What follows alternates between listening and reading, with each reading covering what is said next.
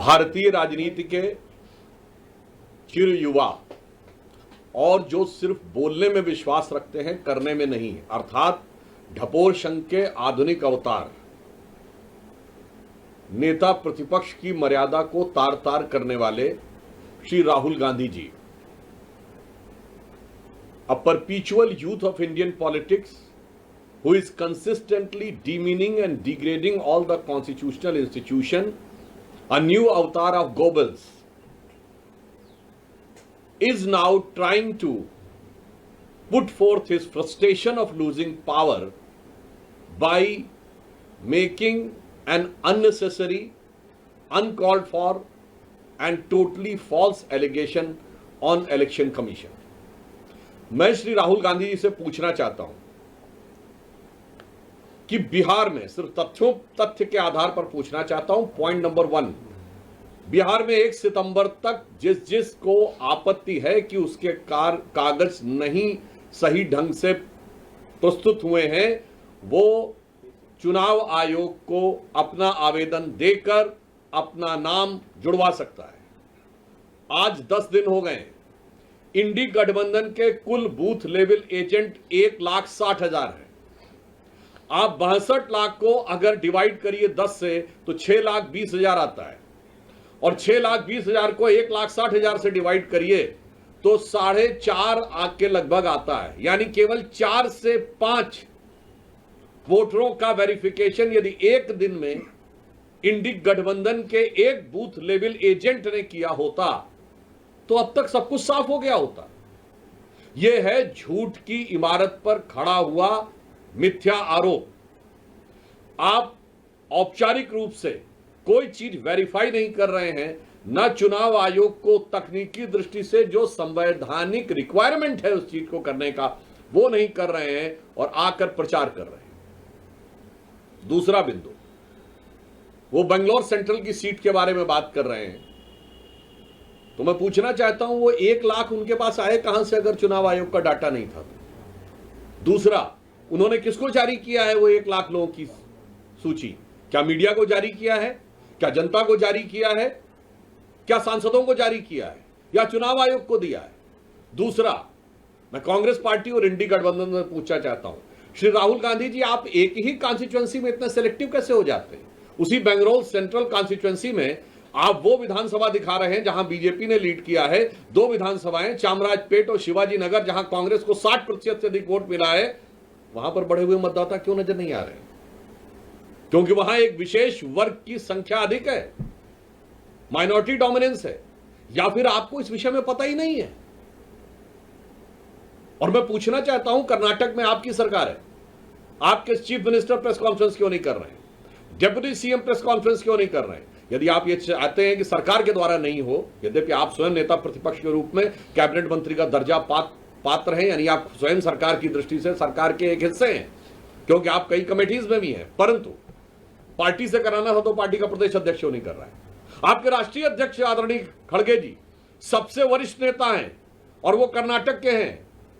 शायद इसलिए वो नहीं कर रहे हैं कि उन्हें हकीकत पता है, और या फिर राहुल गांधी जी ये साबित करना चाहते हैं कि कर्नाटक राज्य के संदर्भ में ही उन्हीं की पार्टी के सीएम, डिप्टी सीएम, प्रदेश अध्यक्ष और राष्ट्रीय अध्यक्ष से ज्यादा ये राहुल गांधी जी को पता है, या ये उनके लिए निरंतर लॉन्च होने वाली, जैसे भारत ने एक बार में 100 सैटेलाइट लॉन्च करके एक दिन में रिकॉर्ड बनाया था, पर राहुल गांधी जी के निरंतर असफल लॉन्चिंग के प्रयास में किए जाने वाली छटपटाहट का ये एक और प्रयास मात्र है।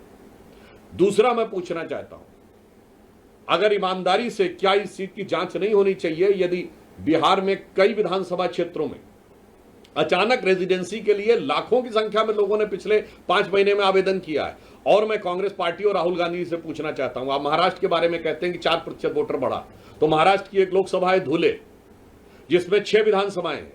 5 विधानसभाओं में भारतीय जनता पार्टी 2024 के लोकसभा में सारी 5 जीती, कुल जीत थी 1,90,000, और एक ही विधानसभा में कांग्रेस गठबंधन को कितना वोट मिला? 1,94,000, और उस विधानसभा का नाम है मालेगांव सेंट्रल। ये वही मालेगांव जिसकी पिछले दिनों में आपने बहुत चर्चा सुनी हो। एक विधानसभा में 1,94,000 और कांग्रेस और राहुल गांधी जी जवाब दें, उस मालेगांव में 43% नए वोटर बने, 43.5% न्यू वोटर्स। क्या इन बातों की जांच नहीं होनी चाहिए? या हम सीधी बात कहें कि जिस प्रकार की बातें इंडी गठबंधन और कांग्रेस पार्टी कर रही है वो चोरी की बात नहीं है, जो एक पुराना स्लोगन है, चोर मचाए शोर। वास्तविक अर्थों में आज विदेशी भारत विरोधी शक्तियों के साथ हॉबनॉबिंग के शक के दायरे में तो कांग्रेस और इंडी गठबंधन के लोग पहले से ही थे। विदेश में जाकर भारत विरोधी एनजीओज और भारत विरोधी नेताओं से मिलने के प्रमाण तो राहुल गांधी जी के पहले से ही थे। 6 मार्च 2023 को सीधे विदेश के भारत में हस्तक्षेप की गुहार लगाते हुए आप पहले देखे जा चुके हैं। अब विदेशी घुसपैठियों के द्वारा भारत के लोकतंत्र पर डाका डालने का यह प्रयास इंडी गठबंधन के द्वारा किया जा रहा है। देश को बहुत सचेत और सावधान रहने की आवश्यकता है। और एक बिंदु मैं और कहना चाहूंगा, राहुल गांधी जी लगातार, और कांग्रेस पार्टी और इंडी गठबंधन, क्योंकि मैं मानता हूं राहुल गांधी जी एक व्यक्ति नहीं है, ये एक विचार है और ये कुछ ऐसी शक्तियों के हाथ के हथियार हैं जो शायद राहुल गांधी खुद भी समझ पाते हैं, नहीं मुझे आइडिया नहीं है। पर मैं एक बात कहना चाहता हूं, बताइए आप कितनी बार जनता की नजर में असत्य बोलते हुए या झूठ बोलते हुए पाए जाएंगे? जब बयान आया था कि भारत के, मैं अभी से शुरू करता हूं और आपको केवल कुछ उदाहरण देता हूं, देश की जनता अपने आप इस पर निर्णय ले। अभी भारत के एयरफोर्स चीफ ने कहा कि हमने 6 विमान गिराए थे। ये क्या बोले थे कि भारत के कितने विमान गिरे? आज साबित हो गया एयरफोर्स चीफ के बाद, यह इस मामले में झूठे साबित हुए। पॉइंट नंबर 2, भारत के साथ अमेरिका की जो डील हुई, इन्होंने कहा था कि अमेरिकी राष्ट्रपति का बयान सही है, तो इसका मतलब वो सो कॉल्ड युद्ध विराम, जो युद्ध विराम कभी नहीं था, वो किस लिए हुआ था? क्योंकि ट्रेड डील हुई थी। अब तो साबित हो गया कि डील नहीं हुई थी यहां पे पुनः। और ये भ्रम, असत्य और झूठ की इतनी लंबी श्रृंखला है। मैं लोगों को याद दिला देना चाहता हूं कि अगर जनता को थोड़ी सी विस्मृत हो गई हो तो वो इनका कैरेक्टर देख लें। इन्होंने राफाल को लेकर झूठ बोला था, राफाल को लेकर हुए नारे को लेकर सुप्रीम कोर्ट के जजमेंट पे झूठ बोला, वो साबित हुआ। इन्होंने कहा था एलआईसी बर्बाद हो गया, एलआईसी को पिछले साल 44,000 करोड़ का फायदा हुआ है। इन्होंने कहा था स्टेट बैंक बर्बाद हो गया, याद करिए 77,000 करोड़ का फायदा है। इन्होंने कहा था एचएएल बर्बाद हो गया, एचएएल को 8,000 करोड़ का फायदा हुआ है और 81,000 करोड़ के उनके पाइपलाइन में, which is an all time high. यानी जिसके लिए आपने कहा कि ये बर्बाद हो गया है वो सब ऑल टाइम हाई है। अब उसके बाद अगर आप फिर भी ना समझना चाहें तो जिस इकोनॉमी को आप डेड इकोनॉमी कहने में हिचक नहीं रहे हैं, वो आपकी मेंटल स्टेट को दर्शाता है।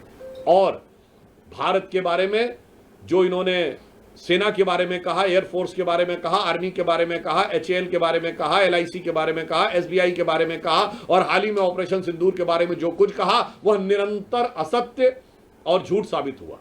तो मैं एक पंक्ति में कहना चाहूंगा, एक दौर था जब इस देश में महात्मा गांधी ने एक किताब लिखी थी, माई एक्सपेरिमेंट्स विद ट्रुथ, सत्य के साथ मेरे प्रयोग। और आज हम देख रहे हैं उन्हीं के एकमेव स्वयंभू उत्तराधिकारी होने का दावा करने वाले श्री राहुल गांधी जी का असत्य का भयानक रोग।